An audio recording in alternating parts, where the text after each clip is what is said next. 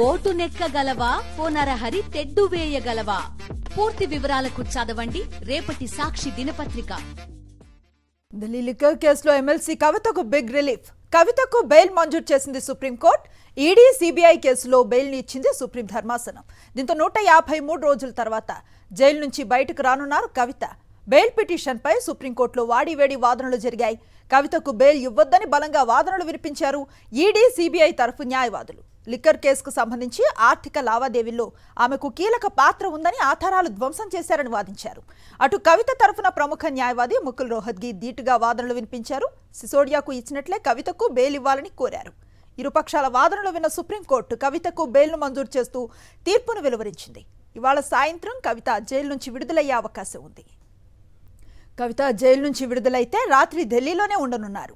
ఇప్పటికే ఢిల్లీలో ఉన్న కేటీఆర్ హరీష్ రావుతో కలిసి రేపు మధ్యాహ్నానికి హైదరాబాద్కు చేరుకుంటారు. సుప్రీంకోర్టు బెయిల్ ఇవ్వడంతో కవిత విడుదలకు అవసరమైన ప్రక్రియను ఆమె తరఫు న్యాయవాదులు ఇప్పటికే మొదలుపెట్టారు. సుప్రీంకోర్టు ఉత్తర్వుల ప్రకారం ట్రయల్ కోర్టుకు ష్యూరిటీ పత్రాలు ఇవ్వనున్నారు. తిహార్ జైలు సమయానికి మొత్తం ప్రక్రియ పూర్తయితే సాయంత్రం కవిత విడుదల కానున్నారు. इन्वॉल्वमेंट नहीं है उसको जब उसका रोल भी नहीं था उनको अरेस्ट किया गया था और जो मेन रोल है जो मेन एक्यूज है इसमें मागुंट श्रीनिवास रेड्डी जिधर से क्राइम पूरा स्टार्ट हुआ इवन अकॉर्डिंग टू ईडी तो उनको अक्यूज नहीं बनाए हैं केस में. इसके लिए सुप्रीम कोर्ट बोला कि पिक एंड चूज मैटर में ये इन्वेस्टिगेशन एजेंसी काम कर रही है और ईडी सीबीआई अपने हिसाब से इन्वेस्टिगेशन कर रहे और वो लोग जिन लोगों को चाह रहे अक्यूज बनाने के लिए वो लोग उनको अक्यूज बना रहे और अक्यूज कर रहे हैं. मगर और ये भी बात बोली है सुप्रीम कोर्ट की अनफेयर प्रोसिक्यूशन है, ठीक तरीके से प्रोसिक्यूशन नहीं जा रहा है. सो ये पूरा सुप्रीम कोर्ट ने आज बोली है और कविता जी को रिलीज़ करी है.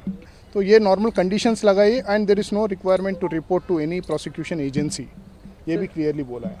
ఢిల్లీ లిక్కర్ కేసులో మార్చి 15న ఎమ్మెల్సీ కవితను అరెస్టు చేసింది ఎన్ఫోర్స్మెంట్ డైరెక్టరేట్. హైదరాబాద్ నివాసంలో ఆమెను అరెస్టు చేసి ఢిల్లీకి తరలించారు ఈడీ అధికారులు. జ్యుడిషియల్ కస్టడీలో ఉన్న కవితను ఏప్రిల్ 11న తిహార్ జైల్లో సిబిఐ కస్టడీలోకి తీసుకుంది. ఈ క్రమంలో గడిచిన 6 నెలలుగా జైల్లో ఉన్నారు కవిత.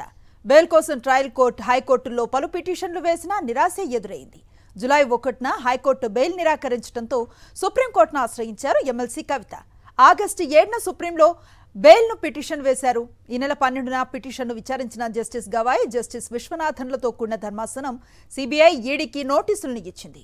ఈడీ కౌంటర్ దాఖలు ఆలస్యం కావడంతో ఈ నెల 20న కూడా కవిత బెయిల్ పిటిషన్పై విచారణను వాయిదా వేయాల్సి వచ్చింది.